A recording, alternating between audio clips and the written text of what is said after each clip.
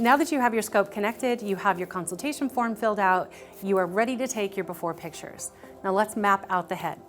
It's very important to follow the mapping of the head because you want to make sure that you are getting the before and after pictures in the exact same place. If you're just scoping randomly on the head, you're not going to be able to go back and compare your before and after. This also helps you if you are helping a client that's dealing with shedding and this is going to be a long-term solution. That way you can go back and reference when the previous treatments were done. So when we're mapping out the head, we're going to use the sectioning that we were all taught. So we're going to go off nose to nape, ear to ear. When we're going in and looking, there are distinct spots that you want to look at. When you're going to scope the front, you want to come in from the hairline about 1 inch. And I know everybody's inch is a little bit different, so I like to map it on my finger. So I'm going to go in between the first and second knuckle. The reason, again, I do this is because I want to make sure that it's accurate when I'm reshooting the pictures. So you're literally going to put it right here. You're going to part the hair, put the scope right on the part, and your guest will be holding the iPad or they will be holding your device. So you will be able to see what the scope is seeing.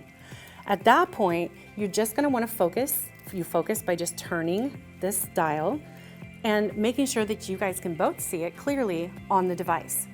Once you have the picture as clear as you need it to be, then you have a couple choices.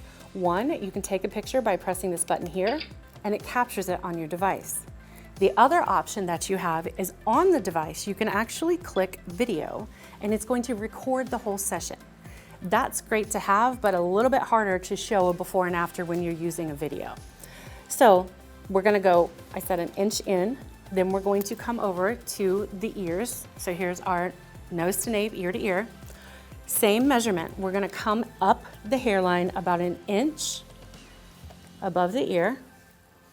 Same process, you're gonna put it in, you're gonna make sure the magnification is great, and snap your picture.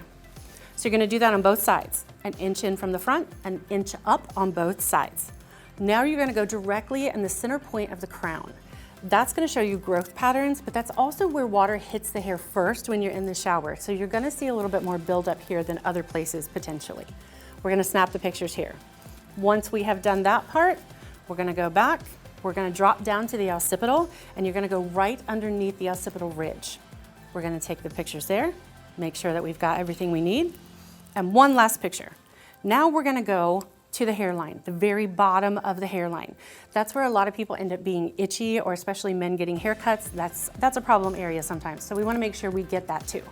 We're gonna scope just right at the hairline. We're not going to go in 1 inch because remember, we just did the occipital, so we don't need it that close. Now that I've gotten all of these pictures, I'm ready to then go into my service and do what we need to do for the process. Whether it be a full treatment, whether it be a 5-minute massage, it's gonna depend on the client, but now you know exactly what to do.